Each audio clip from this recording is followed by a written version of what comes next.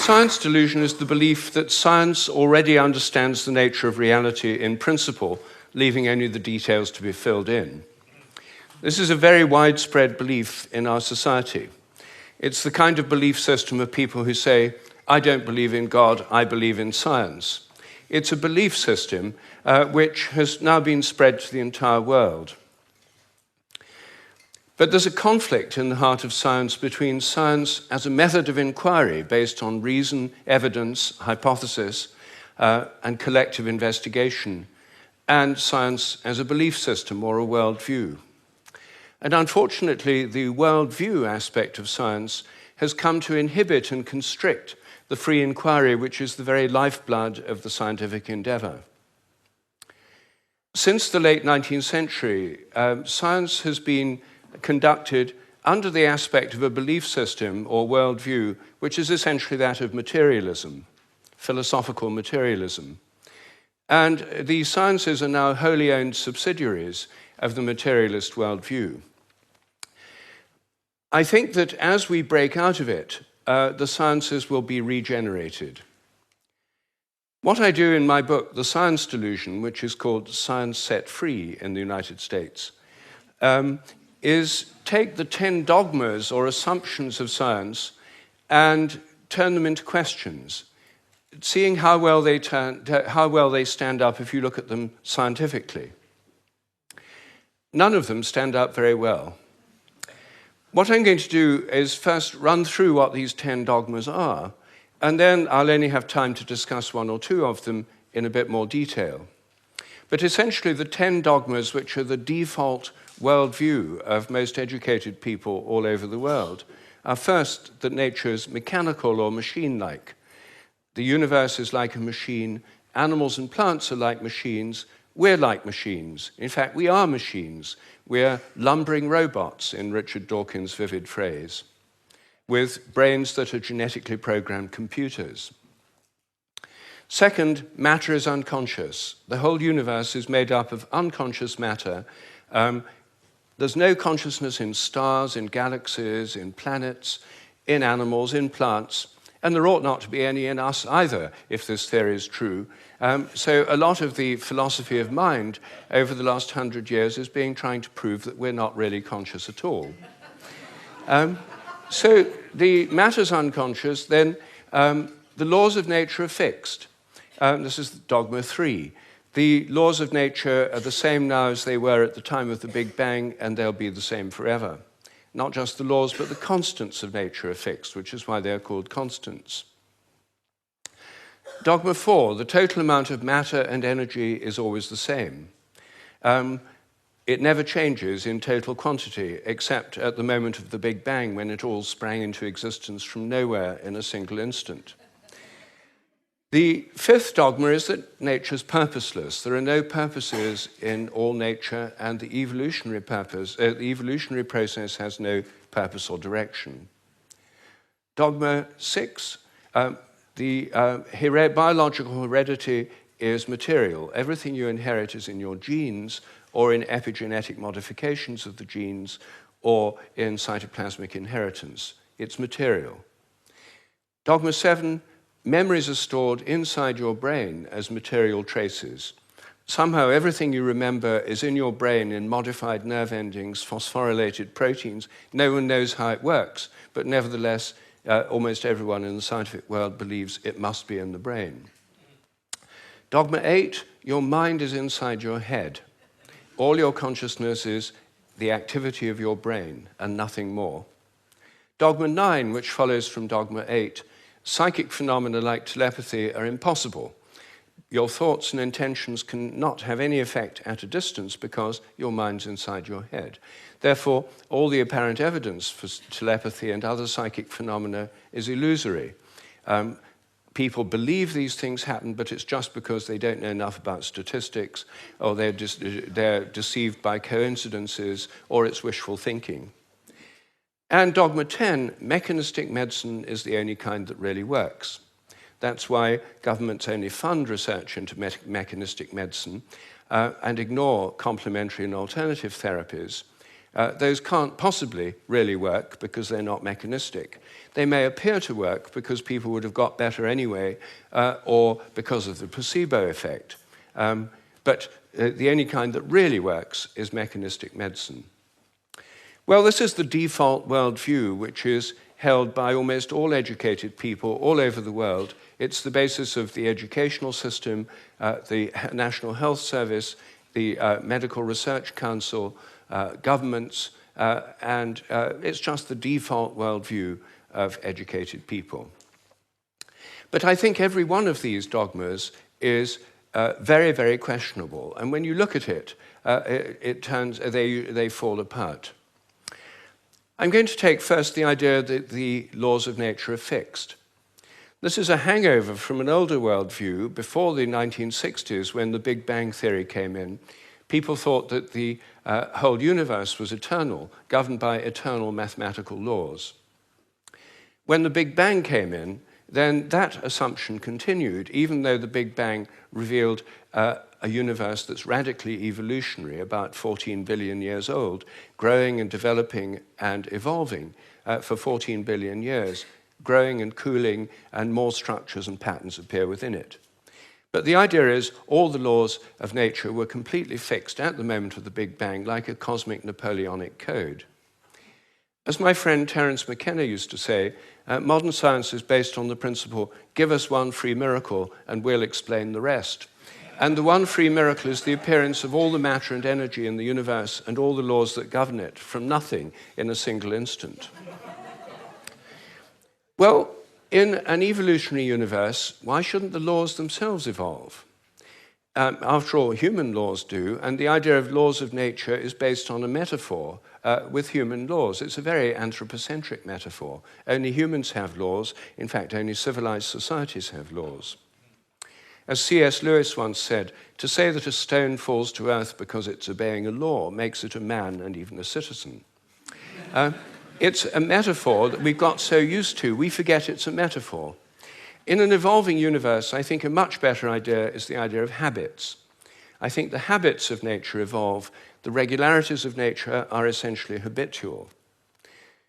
This was an idea put forward at the beginning of the 20th century by the American philosopher C.S. Peirce. And it's an idea which various other philosophers have entertained, and it's one which I myself have developed into a scientific hypothesis, the hypothesis of morphic resonance, which is the basis of these evolving habits. According to this hypothesis, everything in nature has a kind of collective memory. Resonance occurs on the basis of similarity. As a young giraffe embryo grows in its mother's womb, it tunes in to the morphic resonance of previous giraffes. It draws on that collective memory. It grows like a giraffe and it behaves like a giraffe because it's drawing on this collective memory. It has to have the right genes to make the right proteins, but genes, in my view, are grossly overrated. They only account for the proteins that the organism can make, not the shape or the form or the behavior. Every species has a kind of collective memory. Even crystals do. This theory predicts that if you make a new kind of crystal for the first time, the very first time you make it, it won't have an existing habit. But once it crystallizes, then the next time you make it, there'll be an influence from the first crystals to the second ones all over the world by morphic resonance. It'll crystallize a bit easier. The third time, there'll be an influence from the first and second crystals. There is, in fact, good evidence that new compounds get easier to crystallize all around the world, just as this theory would predict.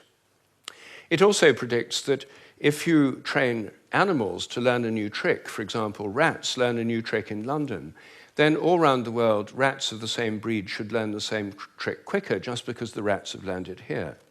And surprisingly, there's already evidence that this actually happens.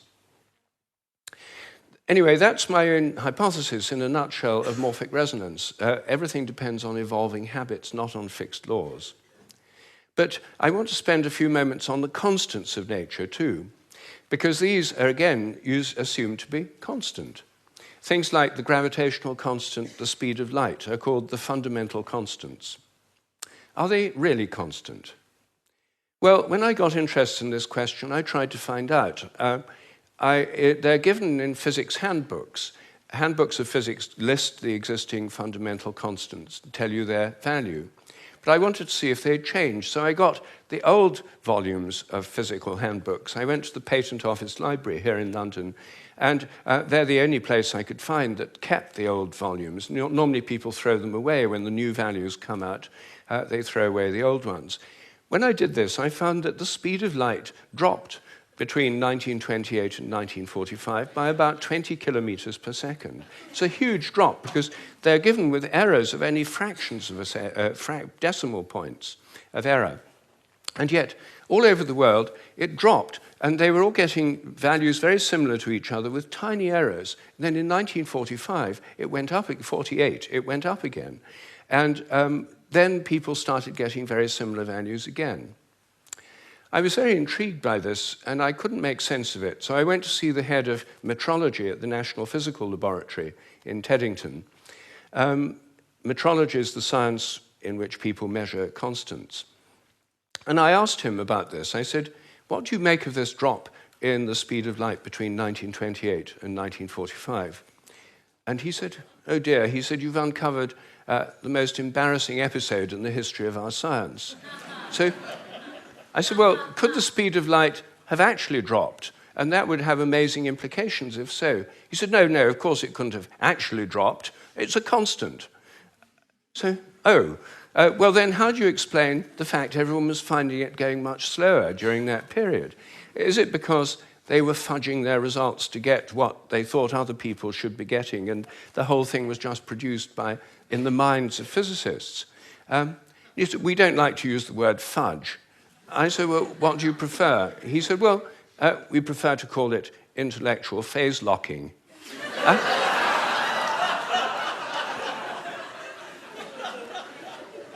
So I said, well, if it was going on then, how can we be so sure it's not going on today? And that the present values are produced by intellectual phase locking. And he said, oh, we know that's not the case. I said, how do we know? He said, we've solved the problem. And I said, well, how? He said, well, we fixed the speed of light by definition in 1972. So I said, but it might still change. He said, yes, but we'd never know it because we've defined the meter in terms of the speed of light. So the units had changed with it. So he looked very pleased about that. They'd fixed that problem.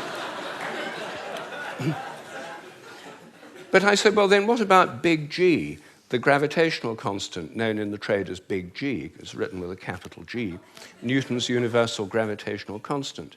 That's varied by more than 1.3% in recent years. And it seems to vary from place to place and from time to time. And he said, oh, well, those are just errors. And unfortunately, there are quite big errors with big G.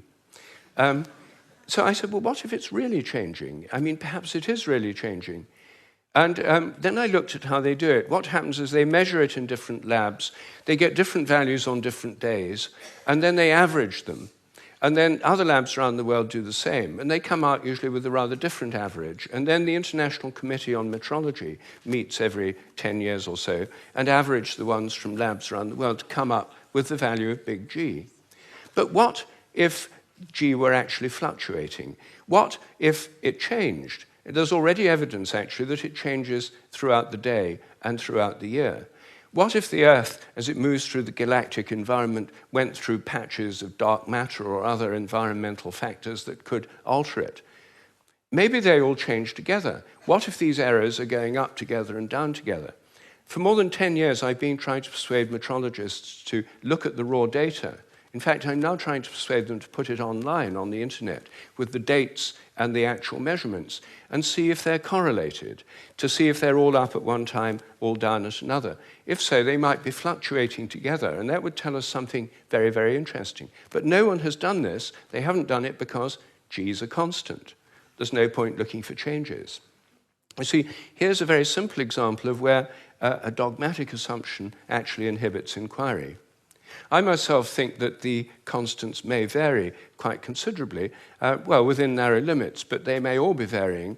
And I think the day will come when scientific journals like Nature have a weekly report on the constants, like stock market reports in newspapers. You know, this week, big G was slightly up, the charge on the electron was down, the speed of light held steady, and so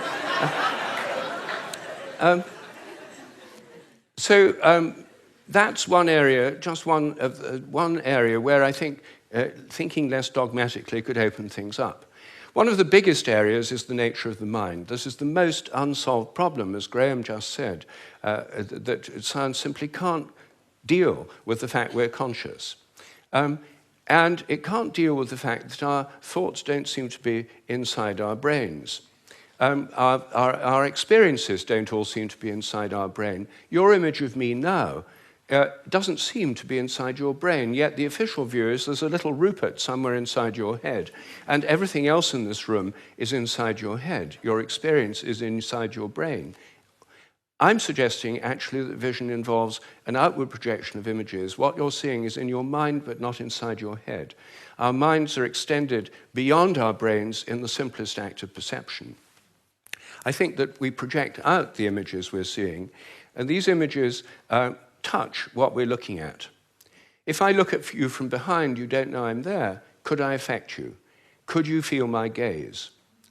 There's a great deal of evidence that people can. The sense of being stared at is an extremely common experience, and recent experimental research suggests it's real. Animals seem to have it too. I think it probably evolved in the context of predator-prey relationships. Prey animals that could feel the gaze of a predator would survive better than those that couldn't. This would lead to a whole new way of thinking about ecological relationships between predators and prey, also about the extent of our minds. If we look at distant stars, I think our minds reach out in a sense to touch those stars and literally extend out over astronomical distances. They're not just inside our heads. Now, it may seem astonishing that this is a topic of debate in the 21st century. We know so little about our own minds that where our images are is a hot topic of debate within consciousness studies right now. I don't have time to deal with any more of these dogmas, but every single one of them is questionable. If one questions it, new forms of research, new possibilities open up. And I think as we question these dogmas that have held back science so long, science will undergo a reflowering, a renaissance. I'm a total believer in the importance of science. I've spent my whole life as a research scientist, my whole career. But I think by moving beyond these dogmas, it can be regenerated. Once again, it can become interesting and, I hope, life-affirming. Thank you.